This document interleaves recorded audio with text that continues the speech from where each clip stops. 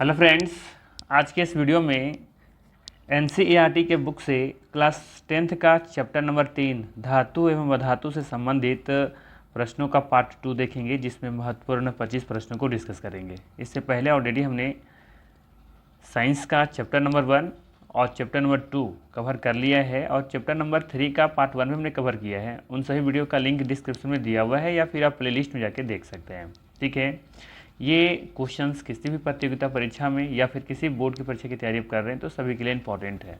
ठीक है, तो चलिए शुरू करते हैं और देखते हैं आज का पहला सवाल। पहला सवाल है, जब मैग्नीशियम को जलाया जाता है तो कौन सी लौ दिखाई देती हैं। सवाल सिंपल सा है, जब मैग्नीशियम को जलाया जाता है तो कैसी लौ दिखाई देती हैं। विकल्प में है नीली, पीली, चमकीली, सफ़ेद या फिर लाल। सही उत्तर है चमकीली सफ़ेद। याद रखिएगा, जब मैग्नीशियम को जलाया जाता है ना तो चमकीली सफ़ेद जैसी लौ दिखाई देती है। हर धातु का अपना अलग अलग फ्लेम कलर होता है। जैसे आप देखेंगे सोडियम का फ्लेम कलर क्या होता है, ऑरेंज होता है। पोटेशियम का हल्की बैगनी। मैग्नीशियम का फ्लेम कलर चमकीली सफ़ेद, जबकि एल्युमिनियम का सफ़ेद होता है। जिंक का नीली लौ होता है। आयरन का गोल्डन स्पार्क करके जलता है ये। कॉपर का आप देखेंगे तो इसका फ्लेम कलर क्या होता है, हरी या फिर नीली हरी होता है। और लेड का सफ़ेद होता है। तो ये आपके सिलेबस में इतना है, इतना ही आपको याद करना है, इससे ज़्यादा याद करने की ज़रूरत नहीं है। ठीक है, चलिए आगे देखते हैं अगला सवाल। अगला सवाल है, मैग्नीशियम ऑक्साइड पानी में घुलकर क्या बनाता है। बताना है मैग्नीशियम ऑक्साइड पानी में घुलकर क्या बनाता है। विकल्प में है magnesium chloride, magnesium hydroxide, magnesium carbonate या फिर मैग्नीशियम सल्फेट। यहाँ पे एक चीज़ तो ध्यान में रखिएगा कि जितने भी मेटल ऑक्साइड हैं पानी में घुलते नहीं हैं। ठीक है, कुछ ही मेटल ऑक्साइड हैं जो कि पानी में घुलते हैं। ठीक है, जैसे कि मैग्नीशियम ऑक्साइड, ये भी पानी में पूरी तरीके से घुलता नहीं है, कुछ ही मात्रा में घुल पाता है। ठीक है, घुलने वाले कौन कौन से ऑक्साइड हैं, तो पहला याद रखिएगा पोटेशियम ऑक्साइड। ठीक है, सोडियम ऑक्साइड, कैल्शियम ऑक्साइड। ठीक है, और मैग्नीशियम ऑक्साइड थोड़ा बहुत घुलता है। ठीक है, ये चार नाम याद रखिए। ये चार मेटल ऑक्साइड ऐसे हैं जो पानी में घुलते हैं और घुलने पर याद रखिएगा, घुलने के बाद ये क्षार प्रदान करते हैं। ठीक है, यानी कि बेसिक नेचर प्रदान करते हैं। ठीक है, ये जितने मेटल ऑक्साइड आपको दिख रहे हैं ना, ये पानी में घुलते हैं और घुलने के बाद ये क्षार प्रदान करते हैं, क्षार प्रकृति बिहेव करते हैं। ठीक है, ये चीज़ आपको याद रखना है। ठीक है, सवाल अब ये था हमारा कि मैग्नीशियम ऑक्साइड पानी में घुल करके क्या बनाता है।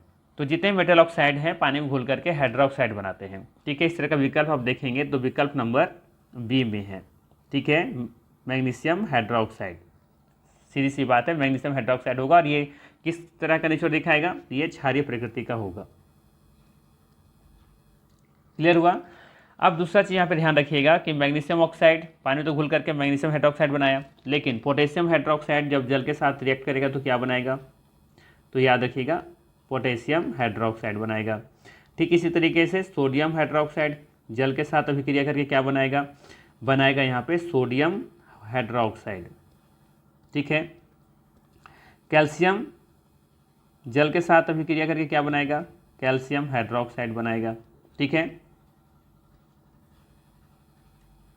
इसी तरीके से एमजीओ जल के साथ रिएक्ट करके क्या बनाएगा, मैग्नीशियम हाइड्रोक्साइड बनाएगा।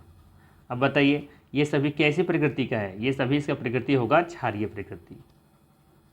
ठीक है, यही चार नाम याद रखना है आप लोगों को, ज़्यादा याद रखने की जरूरत नहीं है। यही चार हैं जो कि पानी के साथ घुलते हैं और क्या बनाते हैं, हाइड्रोक्साइड बनाते हैं, और ये क्षारीय प्रकृति का होता है। ठीक है, अब बाकी विकल्पों को देख लेते हैं। जैसे कि मैग्नीशियम क्लोराइड है। ठीक है, तो जब हम मैग्नीशियम ऑक्साइड को HCl के साथ रिएक्ट करते हैं तो बनता है ये मैग्नीशियम क्लोराइड। ठीक है, और साथ ही साथ बनेगा जल H2O। ठीक है, तो देखिए विकल्प में क्या दे रखा था, मैग्नीशियम क्लोराइड, तो ये पानी में तो घुलेगा ही नहीं, पानी में घुल करके क्या बनाता है, मैग्नीशियम हाइड्रोक्साइड बनाता है। ये मैग्नीशियम क्लोराइड कब बनेगा, जब इसे हम HCl के साथ या एसिड के साथ घोलते हैं तब। ठीक है, वहीं देखिए विकल्प नंबर सी क्या दे रखा है, मैग्नीशियम क्लोराइड। ठीक है, तो ये कब बनेगा, तो जब हम MgO अर्थात मैग्नीशियम ऑक्साइड को किसके साथ घोलेंगे, बताइए क्या लग रहा है, इसे हम घोलेंगे CO2 के साथ। ठीक है, जब हम मैग्नीशियम ऑक्साइड को CO2 के साथ रिएक्ट करवाएंगे तो क्या बनाएगा, मैग्नीशियम कार्बोनेट, मैग्नीशियम कार्बोनेट बनाएगा। ठीक है, चलिए आगे देखें। ये भी ध्यान रखिएगा, कभी कभी यहाँ पे जल भी बन सकता है, लेकिन जल कब बनेगा, जब हम मैग्नीशियम हाइड्रोक्साइड को CO2 के साथ रिएक्ट कराएंगे तब। ठीक है, यहाँ पे लिख देते हैं, अगर हम मैग्नीशियम हाइड्रोक्साइड को CO2 के साथ रिएक्ट करवाएंगे ना, तब ये बनाएगा मैग्नीशियम कार्बोनेट और जल बनेगा फिर यहाँ। ठीक है, मैग्नीशियम सल्फेट की कहानी क्या है, ये कब बनेगा, तो देखिए जब हम मैग्नीशियम ऑक्साइड को किसके साथ, H2SO4 के साथ रिएक्ट करवाएंगे तब बनाएगा ये मैग्नीशियम सल्फेट। ठीक है, तो देख लीजिए खुद से ही सारे विकल्प क्या हो गए, गलत हो गए, यहाँ पे जल्दी बनेगा, ये भी ध्यान रखिएगा। ठीक है, तो पूछा सवाल में क्या था कि मैग्नीशियम ऑक्साइड पानी में घुलकर क्या बनाता है, तो देख सकते हैं यहाँ पे बनाता है मैग्नीशियम हाइड्रोक्साइड। ठीक है, बाकी मैग्नीशियम क्लोराइड कैसे बना, मैग्नीशियम कार्बोनेट कब बनेगा, मैग्नीशियम सल्फेट कब बनेगा, यहाँ पे हमने बता रखा है। ठीक, चलिए आगे देखते हैं। अगला सवाल है, निम्न में से कौन सा धातु ऑक्साइड उभयधर्मी है, बताना है कि कौन सी धातु ऑक्साइड उभयधर्मी है, sodium oxide, calcium oxide, aluminium oxide या फिर पोटेशियम ऑक्साइड। देखिए यहाँ पे दिए गए विकल्पों में से सभी क्या हैं, सभी मेटल ऑक्साइड हैं, धातु ऑक्साइड है। ठीक है, लेकिन बताना है कि दिए गए विकल्पों में से कौन सा ऐसा धातु ऑक्साइड है जो कि उभयधर्मी है। देखिए सभी धातु ऑक्साइड है, मेटल ऑक्साइड ही है, sodium oxide, calcium oxide, aluminium oxide, potassium oxide, तो ये सभी क्या है, ये सभी मेटल ऑक्साइड है। लेकिन बताना है कि दिए गए विकल्पों में से कौन सा ऐसा धातु ऑक्साइड है जो कि उभयधर्मी है। उभयधर्मी का मतलब क्या होता है, जो अम्ल और क्षार दोनों के साथ अभिक्रिया करे। ज़्यादातर या अधिकांश मेटल ऑक्साइड जो होते हैं ना, सिर्फ अम्ल के साथ अभिक्रिया करते हैं, अधिकांश मेटल ऑक्साइड। ठीक है, लेकिन बताना है उस ऑक्साइड के बारे में जो कि दोनों के साथ अभिक्रिया करता हो। तो सही उत्तर क्या होगा, विकल्प नंबर सी होगा, एल्युमिनियम ऑक्साइड। एल्युमिनियम ऑक्साइड और जिंक ऑक्साइड ये दोनों ऐसे ऑक्साइड हैं, ऐसे धातु ऑक्साइड हैं जो उभयधर्मी हैं, अर्थात अम्ल और क्षार दोनों के साथ अभिक्रिया करते हैं। ठीक है, बात समझ में आया। अब यहाँ पे बात करें पहला विकल्प के बारे में, दे रखा है सोडियम ऑक्साइड। ठीक है, तो सोडियम ऑक्साइड ये क्या है, क्षारीय ऑक्साइड है। हमने बताया ना कि जितने भी ऑक्साइड होते हैं सभी क्षारीय ऑक्साइड होते हैं। ठीक है, अब देखिए सोडियम ऑक्साइड अम्ल के साथ अभिक्रिया करके क्या बनाएगा, HCl के साथ ये रिएक्ट करके बनाएगा सोडियम क्लोराइड, NaCl, प्लस में यहाँ पे जल भी बनेगा।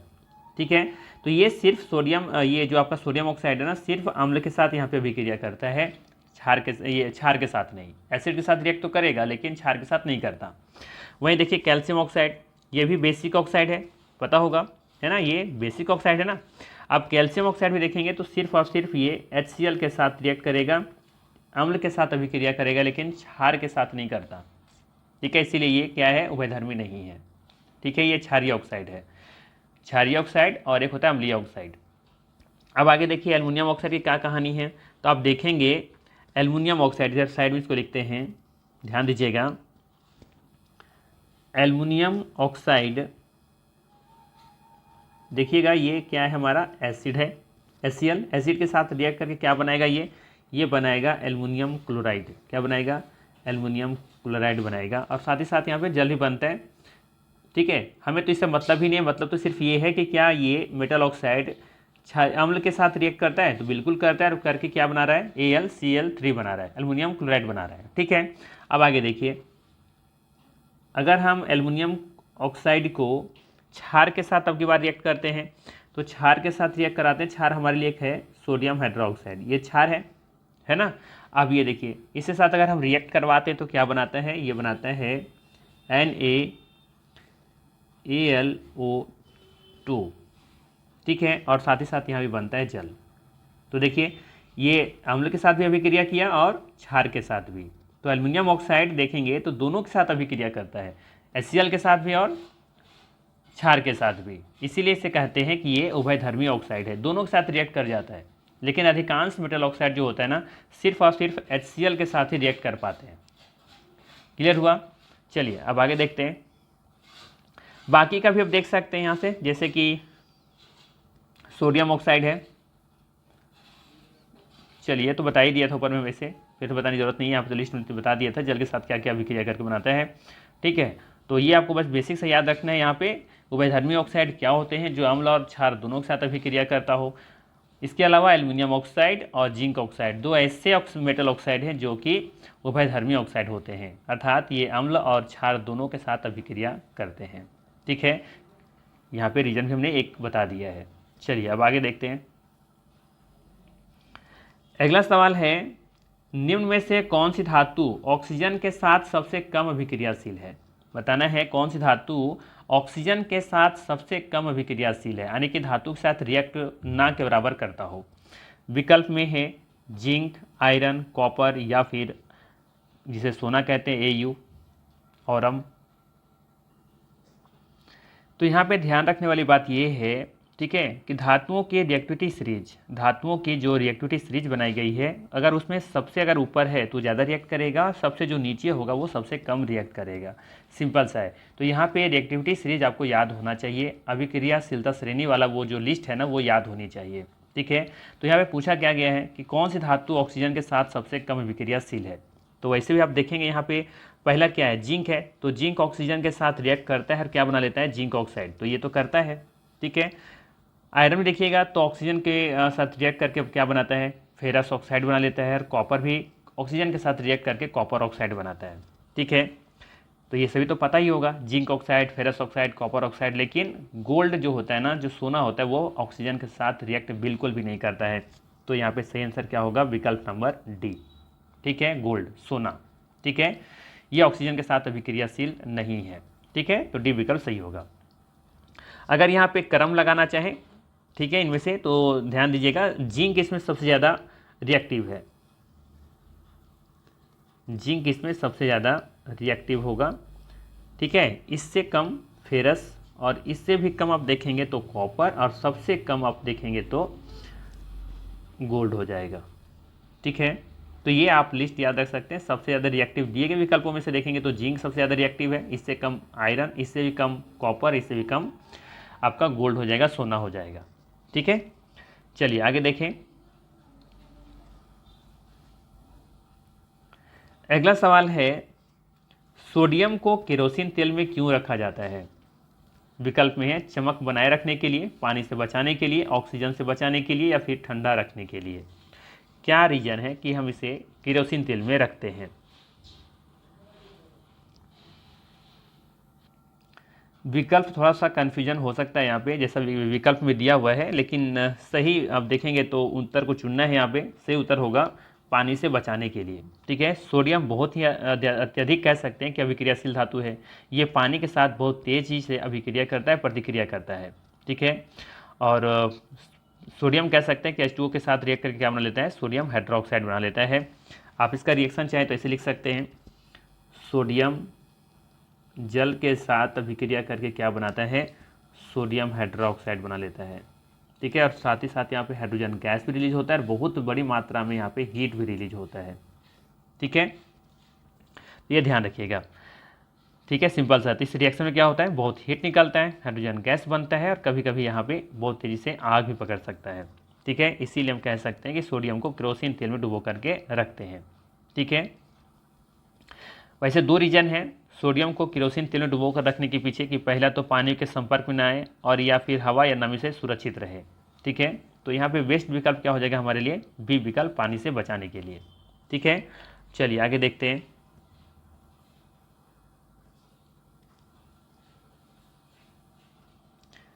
अगला सवाल है, Fe3O4 को क्या कहते हैं। तो याद रखिएगा, इसे कहते हैं फेरस फेरिक ऑक्साइड। विकल्प नंबर सी सही है। चलिए अगला सवाल है, कॉपर को गर्म करने पर उसकी सतह पर क्या बनता है, हरा पदार्थ बनता है, या फिर कॉपर ऑक्साइड की काली परत, सफ़ेद पाउडर, या फिर गैस।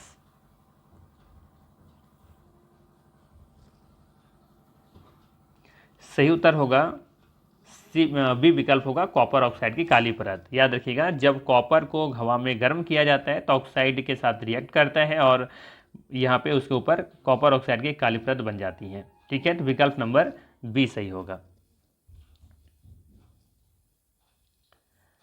अगला सवाल है, कौन सा धातु ऑक्सीजन के साथ बहुत तेजी से अभिक्रिया करता है? बताना है कि कौन सा धातु ऑक्सीजन के साथ बहुत तेजी से अभिक्रिया करता है। विकल्प में है कॉपर, फेरस, सोडियम या फिर जिंक। ये भी आसान सा सवाल है, बस रिएक्टिविटी सीरीज याद होनी चाहिए। जो सबसे ऊपर में है वो बहुत तेजी से अभिक्रिया करता है और जो नीचे है वो बहुत कम अभिक्रियाशील होता है, बस।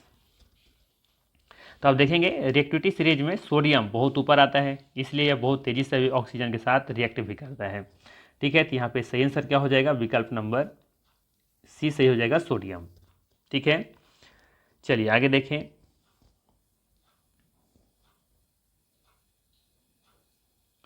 अगला सवाल है, धातु ऑक्सीजन से अभिक्रिया करके क्या बनाता है? धातु ऑक्सीजन से अभिक्रिया करके क्या बनाते हैं? लवण बनाते हैं, ऑक्साइड, गैस या फिर अम्ल बनाते हैं?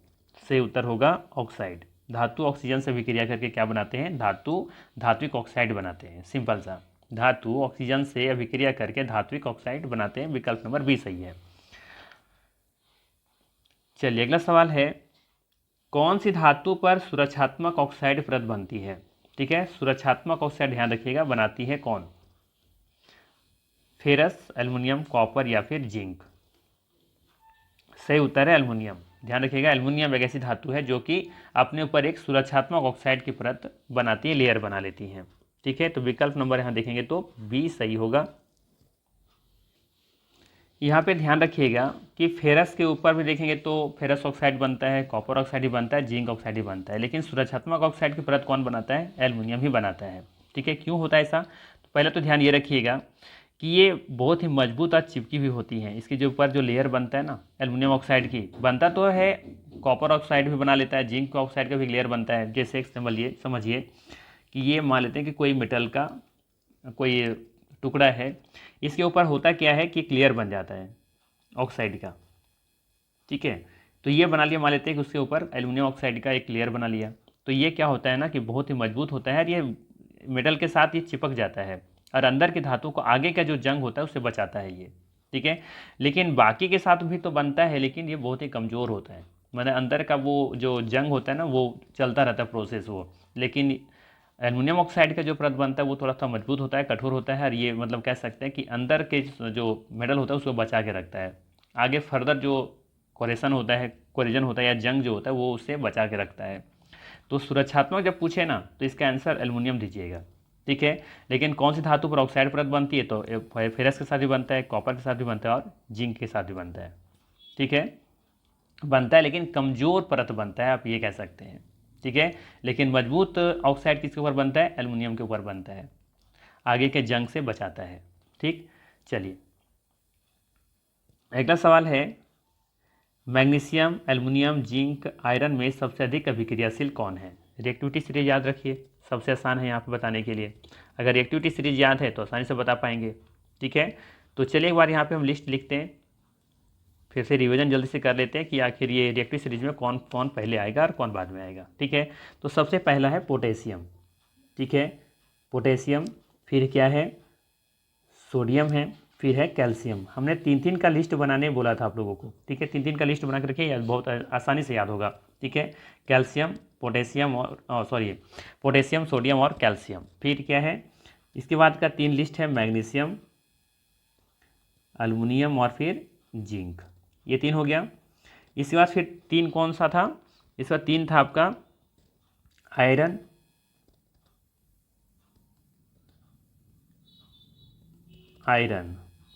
ठीक है, आयरन के बाद क्या था? लेड, और इसके बाद फिर क्या था? इसके बाद था हाइड्रोजन। ठीक है,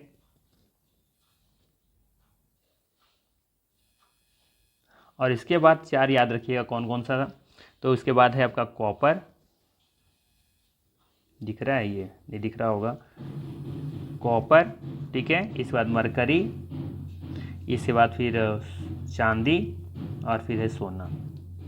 ठीक है, ये लिस्ट याद रखिएगा, इतना तो काम बन जाएगा आपका। पूछा देखिए यहाँ पे कि मैग्नीशियम, एल्युमिनियम, जिंक और आयरन में सबसे अधिक अभिक्रियाशील कौन सा है?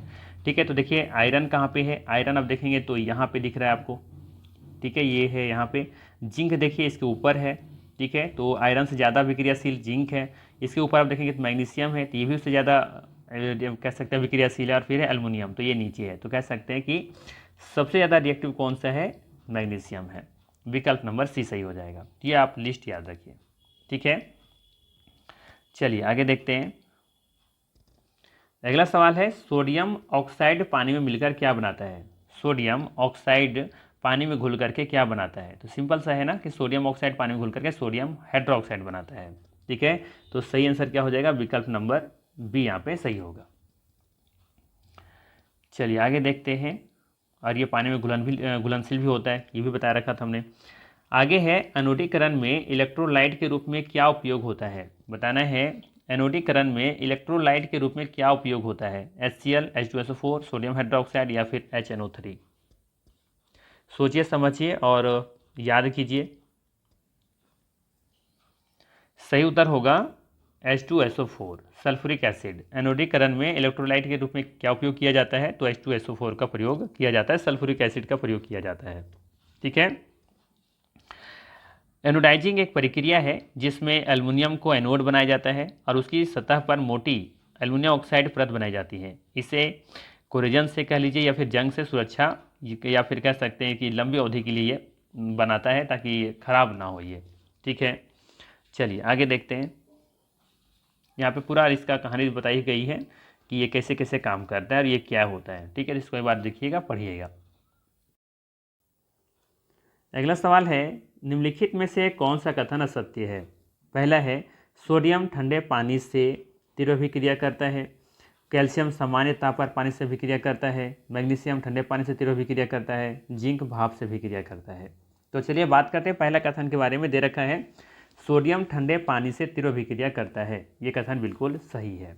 ध्यान रखिएगा, सोडियम और पोटेशियम ये दोनों ऐसे मेटल हैं, धातु हैं, जो ठंडे पानी से तीव्र अभिक्रिया करते हैं, रिएक्शन करते हैं, ठीक है। और जो मेटल ठंडे पानी के साथ रिएक्ट करते हैं ना, वो किसी भी तरह का पानी हो रिएक्ट कर जाएंगे, चाहे वो भाप हो, चाहे वो ठंडा पानी हो, चाहे गर्म पानी हो, ठीक। बी विकल्प में कैल्शियम सामान्य ताप पर पानी से अभिक्रिया करते हैं, बिल्कुल सही है, ठीक है। अगर ये सामान्य ताप पर रिएक्ट कर रहा है, ठीक है, तो इसका मतलब है ये कि गर्म पानी के साथ भी अभिक्रिया करेगा और भाप के साथ भी अभिक्रिया करेगा। सी विकल्प में मैग्नीशियम ठंडे पानी से तीव्र अभिक्रिया करता है। ये कथन बिल्कुल गलत है। ध्यान रखिएगा, मैग्नीशियम जो होता है ना, गर्म पानी के साथ ये अभिक्रिया करता है, हॉट वाटर के साथ करता है, ठीक है। अगर हॉट वाटर के साथ कर रहा है, इसका मतलब गर्म पानी के साथ भी ये रिएक्ट करेगा, सॉरी ये भाप के साथ भी रिएक्ट करेगा, ठीक है। वही बात करें, जिंक भाप से अभिक्रिया करता है, तो ये भी कथन सही है। जिंक देखिएगा, जिंक हो गया आपका, आयरन हो गया और एल्युमिनियम, ठीक है, ये तीनों भाप के साथ अभिक्रिया करते हैं, ठीक है। तो यहाँ पे बताना था कि गलत कौन सा है। तो ये सी विकल्प जो दे रखा है, ये कथन असत्य है कि मैग्नीशियम ठंडे पानी से तीव्र अभिक्रिया करता है। ये सिर्फ और सिर्फ ठंडे पानी के साथ अभिक्रिया करता है। ठंडा पानी या कह लीजिए, सॉरी गर्म पानी कह लीजिए या भाप कह लीजिए, ये दोनों के साथ अभिक्रिया करेगा। तो सी विकल्प सही होगा। यहाँ ध्यान दीजिएगा, एक रिएक्टिविटी सीरीज दे रखा है यहाँ पे, इसको समझ लीजिए। पोटेशियम और सोडियम ये दोनों ठंडे पानी के साथ रिएक्ट करते हैं, जबकि कैल्शियम नॉर्मल वाटर के साथ रिएक्ट कर जाएगा। मैग्नीशियम के लिए गर्म पानी चाहिए, जबकि एल्युमिनियम, जिंक और आयरन ये तीनों को चाहिए भाप, स्टीम चाहिए होता है रिएक्ट करने के लिए, ठीक है। जबकि आगे देखेंगे तो लीड जो बचा आपका, कॉपर, ठीक है, और पारा हो गया आपका, सिल्वर, और यहाँ पे देखें गोल्ड, ये सभी किसी भी तरह का पानी से रिएक्ट नहीं करते हैं, ठीक है, ये याद रखना है। चलिए आगे देखें।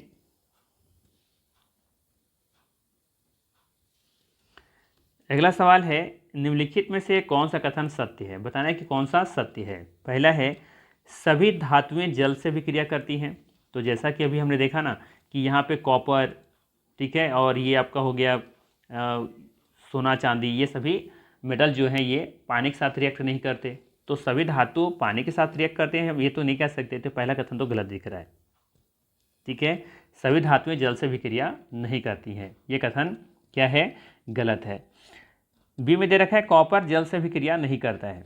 तो ये कथन सही है, ठीक है, कॉपर जल से अभिक्रिया नहीं करता। आप देख सकते हैं यहाँ से इस रिएक्टिविटी सीरीज में कि ये दोनों, फिर से देख लीजिए, आप देखेंगे तो ये दोनों क्या थे, ये दोनों ठंडे जल के साथ अभिक्रिया कर रहे थे, ये नॉर्मल वाटर के साथ, और मैग्नीशियम गर्म पानी के साथ, और ये तीनों भाप के साथ, लेकिन बाकी नीचे का आप देख रहे थे कि किसी के साथ रिएक्ट नहीं कर रहे थे। कॉपर, सोना चांदी और ये लेड, ये ठंडे पानी, गर्म पानी, भाप किसी से भी रिएक्ट नहीं कर रहे थे। तो कॉपर एक विकल्प में दे रखा है यहाँ पे, देखिए ध्यान से लिखा है कॉपर जल से विक्रिया नहीं करता है, तो ये कथन सही है। आयरन ठंडे पानी से विक्रिया करता है, ये भी कथन गलत है, ये भाप के साथ अभिक्रिया करता है। जिंक ठंडे पानी से तीव्र अभिक्रिया करता है, तो ये भी कथन गलत है, जिंक ये भाप के साथ अभिक्रिया करता है, ठीक है, स्टीम के साथ। तो सही विकल्प कौन सा हो जाएगा? बी विकल्प। चलिए आगे देखिए, अगला सवाल है, निम्नलिखित में से कौन सा कथन असत्य है? बताना है कौन सा गलत कथन है। पहला देखिए, आयरन भाप से अभिक्रिया करता है, ये तो सही है। सोडियम जो है सोडियम हाइड्रोक्साइड बनाता है, ये भी सही है। कॉपर जल से विक्रिया करता है, ये कथन गलत है, कॉपर जल से विक्रिया करता ही नहीं है। जिंक भाप से जिंक ऑक्साइड बनाता है, तो ये सही है, ठीक है। तो सही उत्तर क्या हो जाएगा? जी, कॉपर जल से विक्रिया करता है, ये कथन गलत है, कॉपर जल के साथ अभिक्रिया करता ही नहीं है। चलिए अगला सवाल देखिए, निम्नलिखित में से कौन सा कथन सत्य है? पहला है सोडियम पानी में तैरता है, ठीक है, सही है। मैग्नीशियम ठंडे पानी से तीव्र अभिक्रिया करता है, मैग्नीशियम ठंडे पानी के साथ अभिक्रिया करता है? नहीं, ये तो गर्म पानी के साथ अभिक्रिया करता है, ये तो कथन गलत है। कॉपर भाप से अभिक्रिया करता है, ये भी गलत है, कॉपर जो है वो किसी भी तरह का पानी से अभिक्रिया नहीं करता है, ये गलत है। आयरन ठंडे पानी से अभिक्रिया करता है, तो ये भी कथन गलत है, आयरन गर्म पानी के साथ अभिक्रिया करता है, ठीक है। तो सही आंसर क्या हो जाएगा यहाँ पे? विकल्प नंबर ए सही हो जाएगा, सोडियम पानी में तैरता है। हाँ, अलग बात है कि तुरंत जल उठता है ना, लेकिन अब जिसे फेंकेंगे तो देखेंगे वो डूबेगा नहीं, ऊपर ही ऊपर रहेगा, तैरता हुआ रहेगा और वहीं पे वो ब्लास्ट हो जाता है, ठीक है। इसीलिए वहाँ पे विकल्प नंबर ए सही मानकर हम चलेंगे, क्योंकि बाकी विकल्प तो बिल्कुल गलत था। चलिए आगे देखिए, निम्नलिखित में से कौन सा कथन असत्य है? बताना है कि असत्य कौन सा है। पहला, सभी धातुएं हाइड्रोजन गैस बनाती हैं, ये कथन गलत है।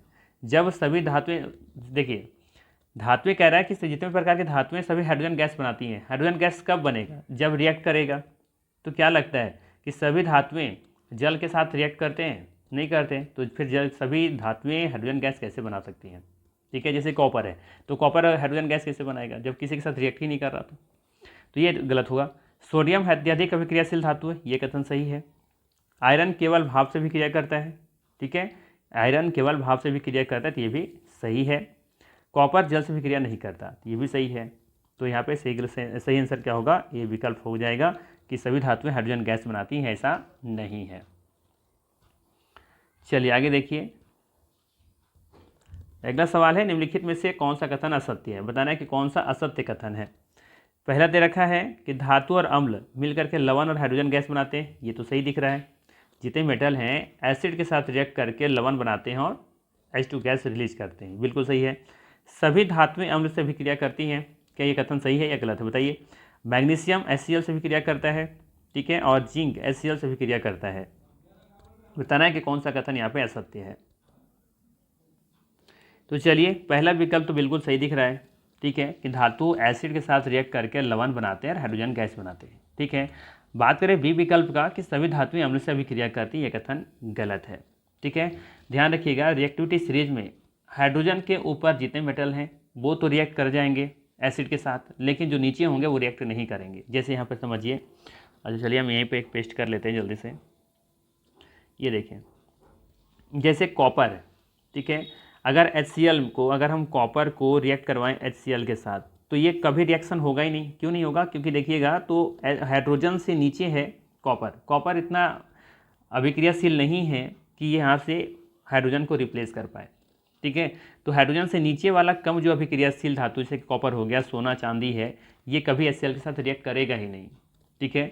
तो यहाँ पर देखिए बी जो विकल्प है बिल्कुल गलत दिया हुआ है कि सभी धातुएं अम्ल के साथ अभिक्रिया करती हैं, ये कथन गलत है। सी विकल्प में मैग्नीशियम HCl से अभिक्रिया करती हैं, ये कथन सही है, क्योंकि देखेंगे हाइड्रोजन से ऊपर है मैग्नीशियम।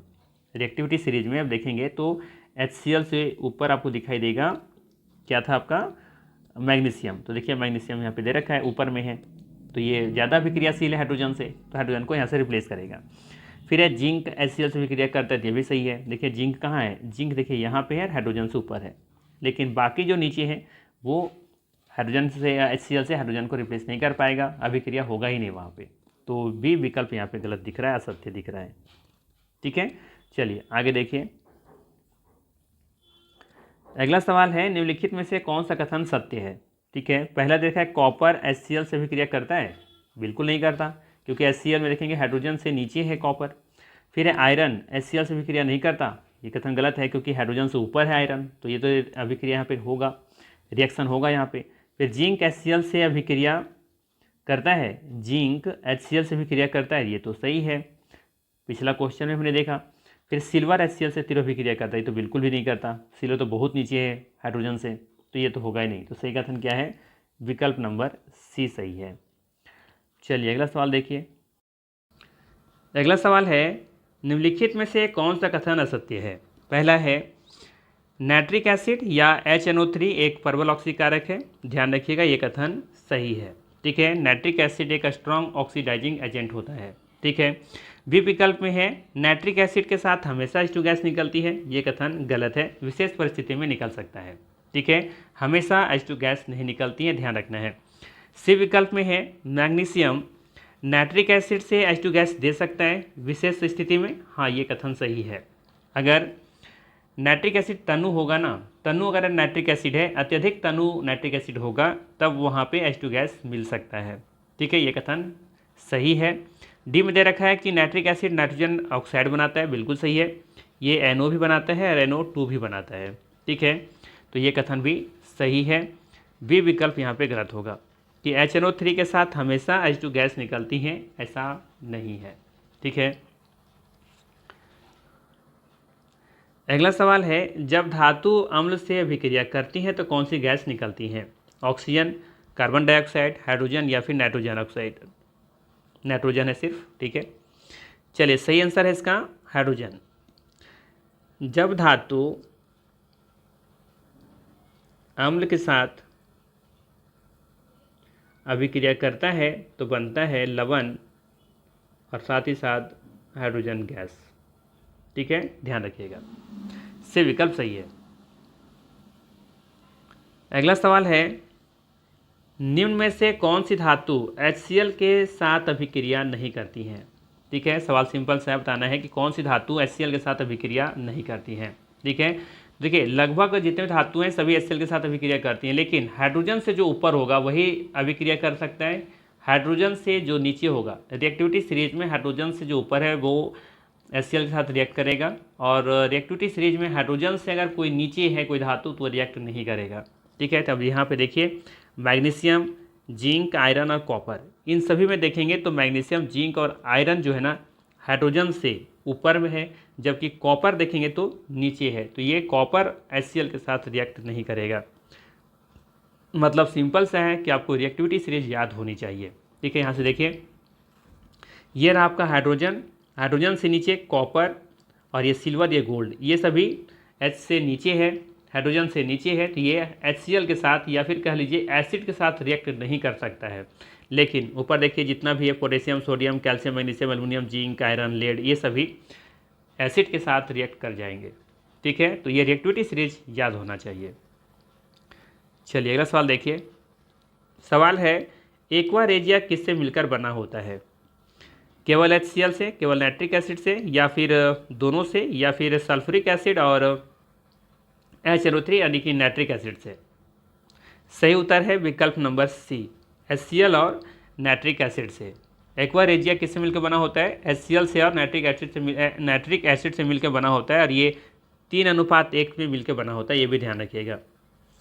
ठीक है, नाइट्रिक एसिड HCl और नाइट्रिक एसिड से मिलकर बना होता है एक्वा रेजिया, और ये 3:1 में मिलकर बना होता है, ये भी याद रखिएगा। ठीक है, और एक्वा रेजिया इतना शक्तिशाली होता है कि ये गोल्ड और प्लेटिनम जैसे धातुओं को भी घोल सकता है, या कह सकते हैं पिघला सकता है। ठीक है ना, तो एक्वा रेजिया के बारे में ये याद रखिएगा कि ये 3:1 में मिलकर बना होता है, हाइड्रोक्लोरिक अम्ल और नाइट्रिक एसिड से मिलकर के बना होता है, 3:1 में मिलकर बना होता है। इन सब बातों को ध्यान में रखिएगा, और ये गोल्ड और प्लेटिनम जैसे धातुओं को घोल सकता है। ठीक है, चलिए आगे देखें। हाँ, ये भी कह लीजिए यहाँ पर कि अकेले HCl में भी इतना ताकत नहीं है कि ये सोना को पिघला सकता है या घोल सकता है, और ना ही नाइट्रिक एसिड में इतना ताकत है कि ये एक सोना को घोल सकता है, लेकिन दोनों जब 3:1 में मिल करके बनते हैं जिसे एक्वेरिया कहते हैं, तो उसमें इतना पावर आ जाता है कि ये सोना और प्लेटिनम जैसे धातु को भी पिघला सकते हैं। ठीक है, चलिए आगे देखिए। अगला सवाल है, निम्नलिखित में से कौन सा कथन असत्य है। बताना है कि निम्नलिखित में से कौन सा कथन असत्य है। पहला है, आयरन कॉपर को उसके लवण से विस्थापित कर सकता है। कॉपर आयरन को उसके लवण से विस्थापित कर सकता है। अधिक अभिक्रियाशील धातु कम अभिक्रियाशील धातु को विस्थापित कर सकता है, या इनमें से कोई नहीं। बात करें पहला विकल्प के बारे में, दे रखा है आयरन कॉपर को उसके लवण से विस्थापित कर सकता है। ये कथन बिल्कुल सही है। आयरन कॉपर को उसके लवण से विस्थापित कर सकता है, बिल्कुल कर सकता है, क्योंकि आयरन देखेंगे तो कॉपर से ज़्यादा रिएक्टिव होता है। ठीक है, आयरन कॉपर से ज़्यादा रिएक्टिव है, तो कॉपर को आसानी से उसके विलयन से हटा सकता है। बी विकल्प देखिए, कॉपर आयरन को उसके लवण से विस्थापित कर सकता है। ये कथन गलत है, क्योंकि कॉपर आयरन से ज़्यादा रिएक्टिव नहीं है। बार बार कह रहे हैं, रिएक्टिविटी सीरीज याद रखिए, आसानी से सब सवाल कर पाएंगे। ठीक है, तो कॉपर आयरन से ज़्यादा रिएक्टिव नहीं है, तो जाहिर सी बात नहीं हटा पाएगा। ठीक है, सी विकल्प में देखिए दे रखा है कि अधिक अभिक्रियाशील धातु कम अभिक्रियाशील धातु को विस्थापित कर देती है। ठीक है, तो बिल्कुल कथन सही है, यही तो रूल फॉलो हो रहा है ना, कि अधिक अभिक्रियाशील धातु जो होते हैं वो कम अभिक्रियाशील धातु को विस्थापित कर देते हैं। ये कथन बिल्कुल सही है। पूछा है कौन सा सत्य है, तो असत्य है यहाँ पे बी विकल्प। ठीक है, कॉपर आयरन को उसके लवण से विस्थापित कर सकता है। ठीक है, तो ये था महत्वपूर्ण 25 प्रश्न। ठीक है, तो वीडियो कैसा लगा जरूर बताइएगा, और 25 में आपका कितना मार्क्स आए ये भी ज़रूर बताइएगा। ठीक है, बाकी मिलते हैं फिर इसी तरह के नेक्स्ट वीडियो में। Thanks for watching.